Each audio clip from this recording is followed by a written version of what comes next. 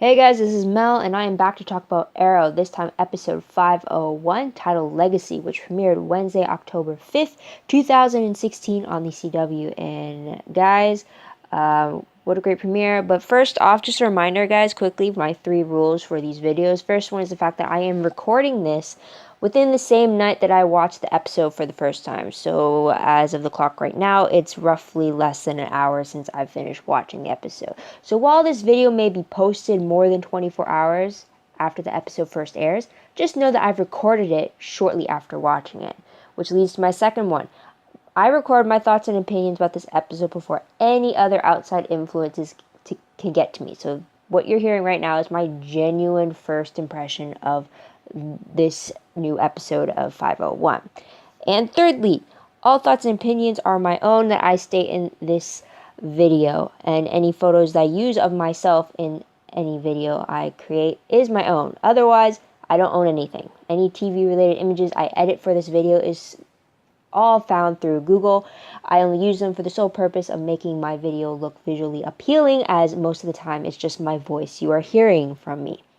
I'm not making any money off of these videos. They're just a way for me to get my thoughts out to other fans like you of shows that I also enjoy. And it also kind of helps me remember what my initial thoughts were, since as time goes on, our thoughts on certain things will always change.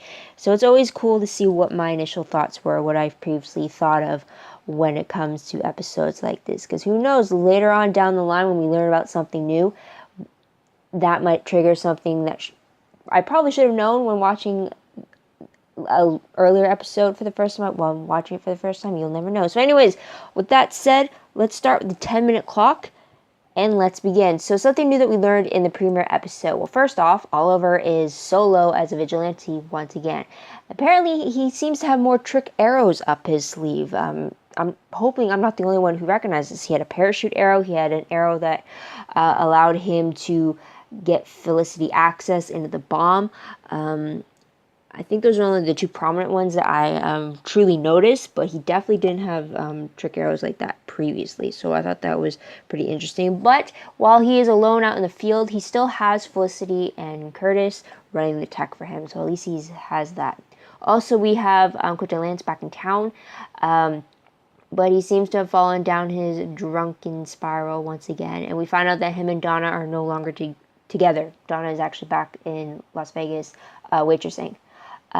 Anyways, though, despite his being drunk, Lance eventually decides to team up with Oliver in honor of Laurel deciding to move forward in that aspect. So there's that. And moving forward, we have Thea, who is more focused on the mayoral aspects of Oliver's life, trying to do all the work that he is supposed to be doing as mayor. So she's trying to cover for him in that aspect while she's refusing to become the vigilante Speedy once again, thinking that that was never her, and now that she's not that person anymore, she feels more like herself again. So there's that. Moving on to Felicity, though. Felicity is pushing Oliver to recruit more vigilantes to the team now that Thea and Diggle have left it. Oliver keeps refusing, but Felicity won't stop on that venture. So there's that. Eventually she does succeed, and Oliver does agree to recruit people like Evelyn Sharp, who tried to masquerade herself as Black Canary shortly after Laurel's death, and the new kid on the block known as Wild Dog that we see briefly when he tries to defuse a bomb that Oliver tried to stop, courtesy of Monomanian, aka Anarchy, which we see briefly in a fight at the very beginning. So there is that. Speaking of Diggle from before, we see him briefly at the very end, and he is still overseas on assignment, and it looks like he's back in the military, back in the Marines. So there is that, and he actually gives Oliver some sound advice as to whether or not he should do this whole recruitment thing. So there is that. And we do see Laurel briefly, actually. Not only does she get honored by the city with a statue of her as Black Canary, but we actually see the flashback of Laurel's last moments with Oliver in the hospital, and we actually get to see that Laurel's dying words to Oliver were for him to make sure that she isn't the last canary. She wants someone to continue on her legacy. So we get to see that moment as well. And for Curtis, we see him not only trying to help the little Arrow team that we have. But he unfortunately gets attacked while trying to do recon mission on Wild Dog. And because he was attacked, he wants Oliver to train him and be a part of this new recruitment team. So there's that. Also, this episode introduces Tobias Church. Everyone might recognize him as Tyrese from The Walking Dead. And I gotta say, he did a magnificent job because Church is completely opposite to what I remember Tyrese being. So it was a startling surprise for sure. But he definitely proves to be a worthy adversary, and it seems that he might be teaming up to be one of the major city bad guys that the Green Arrow is going to have to stop. He's definitely proving to be more methodical in his ways to gain power, I guess you can say. In regards to the flashbacks, we are back in Russia, and we actually see the return of Anatoly, who Oliver met briefly during the whole Mirror Crew debacle back on the NU. And we actually see a few parallels happening between flashbacks, present day, and further in the past, which I will touch on in a moment. But there was that. And also at the very end of the episode, we see a new archer in town. It looked like he was full in black, and he definitely has a very intricate mask that really covers his face, unlike Oliver's. But he uses arrows, he uses knives, and he uses like throwing stars and like swords as well. And he seems to be going after cops. I wasn't sure if he was going after one of the cops that was made part of the ICE unit, but I guess we'll have to wait and see. I'm wondering if that archer is Prometheus, the one that they've kind of hinted at over the summer. So I guess we'll have to wait and see for that. Moving on, most shocking moment of the episode. Well, first off, has to be the fact that Felicity has a new boyfriend. Apparently, it's one of the new cops that they introduced at the beginning of the episode. Didn't catch his name though, but the moment I saw her come home and have him welcome her like he did, I was like, wait, what? No, because shortly before that, Diggle had asked Oliver, what about Oliver and Felicity? And Oliver had no clue, thinking like he didn't know where they stood. So it's just like, whoa, no. And I have issues about that right there. So there's that. So on the relationship front, that was the shocking part. On the non-relationship part, what was really surprising was that Oliver took the fight to the skies. He actually took on Church while they were in a helicopter flying over the city. So I thought that was pretty cool. It was definitely a new take on Oliver's skills. So there's that. Moving on to top 3 favorite moments, though. First one, it's probably really bad that I like this one, though. But I really liked the moment where Oliver was taken as a hostage by Church's men, and he was separated from the other 3 hostages, and this corrupt cop was beating on him and taunting him, saying that, oh, you're just the new mayor that I didn't vote for, you're dubbed as handsome mayor, you're not really going to amount for anything type thing. And he's punching Oliver repeatedly. And then Oliver is telling him, if you punch me again, I'm going to kill you. The cop just laughed, saying that you're zip-tied, and Oliver takes out his hands as if, am I? And then he really fights the guy, really proving that he is nothing compared to Oliver, to the point that this is what the parallel I was talking about. In the beginning of the episode, when we first see the flashback, we see Oliver in this kind of like a underground cage street fight type thing, fight to the death, and he beats his opponent by breaking his back in this very specific way. He does it. Now Oliver repeats that same move against this very cop. And he also, reason why I say it's a parallel, not because it's also flashback and present day that it's a parallel for, but in that very scene that Oliver does with the cop, it's the exact same scene that Oliver did back in the pilot episode. He even used the same line, saying that no one can know my secret, which is the reason why he has to kill the guy, or that's the excuse he gives for killing the guys, because no one can know that he can fight like this. No one can know about his secret. So right when Oliver did that, it became my favorite moment, because not because of the fact that he killed the guy. I like that moment because of the fact that Oliver truly showed his skill. He truly proved that cop wrong and said you can't really judge a book by its cover. Also for the triple parallel that we got with the Russia flashback, that moment, and with the pilot flashback. Not an actual flashback, but flashback for us as the viewers. So that is what I really liked about it.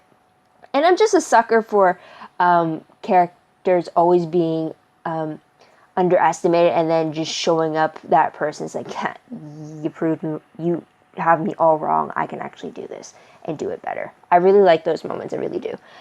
So I really liked it when it happened for Oliver. Okay, next favorite moment. Has to be for the fact that Felicity and Curtis are working together more in the Arrow Cave. I really like that. I really like their teaming up and not only helping Oliver, but also doing their little side projects. So when Felicity had Curtis scouting out new recruitment Wild Dog, even though it ended badly for Curtis, I really like the fact that they were taking the initiative and doing that extra step to help Oliver out. So I really like that.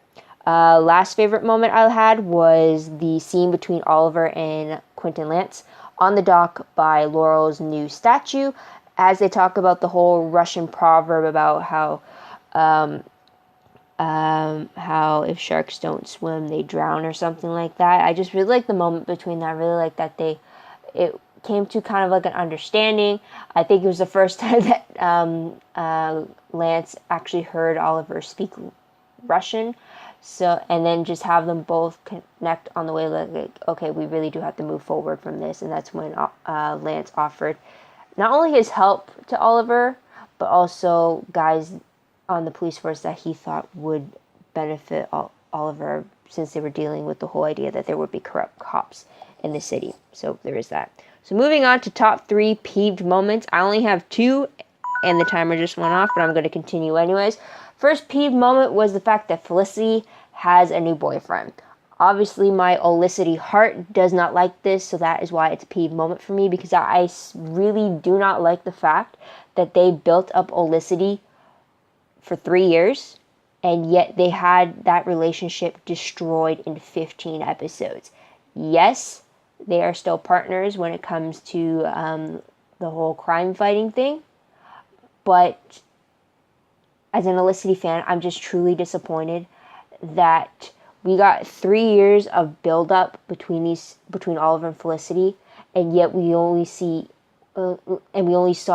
that build-up be truly destroyed in 15 episodes, ignoring the fact that they supposedly had 3 to 5 months of blissful summer together, because we as the audience did not see that. We just assumed that they were blissful and happy, and that's it. So we never actually got to see them like that. We only got to see the down spiral of Olicity in the 15 episodes, which I truly do not like. I mean, it's okay to see couples being happy. Why couldn't I see them during those 5 months? Why couldn't I see them be happy longer than 15 episodes? After spending 3 years rooting for them to get together, I'm going to stop it there. But that's what I feel as an Olicity fan. So there is that. So any guy that Felicity hooks up with, I'm not going to like. Any girl that Oliver hooks up with, I'm not going to like, even though it doesn't look like that, since he seems to be set on Felicity, and that's it, all or nothing, which I am okay for. So yeah, I'm going to stop. Second peeved moment. Thea's refusal to be Speedy again when Oliver was kidnapped. I do not get this. I get that Thea doesn't want to go back to being a vigilante because she doesn't want to bring that part back into her life. She doesn't want to go down that road again. I get it now that she's finally found a place in this new normal for her. I get that. I truly do. But that really should be pushed aside when your own brother is kidnapped. I don't care if he has the skills to defend himself. What if he couldn't in that situation? Then what? You're still not going to help him? If you had the capabilities to help him in that situation, you very damn well better help him. I mean, eventually she does, though, but she needed to take a talking to from Lance to do it. I mean, you would think that Thea would want to do everything possible that she can to help her own brother after everything he's done to help her. So it's just, I don't know. I truly did not like the fact that she refused to step up as Speedy the one time that Oliver really needed her when he may not have the backup he needed. I don't care if Oliver has the skills. He truly proved that he did have the skills. The fact of the matter should have been that Thea should have stepped up immediately, put on that suit, and went after her brother. She should have done that, and it just pisses me off that she didn't. So that's all I'm going to say. So moving on, what moment will I remember most when I look back on this episode? I really have to say the helicopter fight. That's definitely a big reminder for sure. Otherwise, I'm going to be thinking about the whole team still being split up.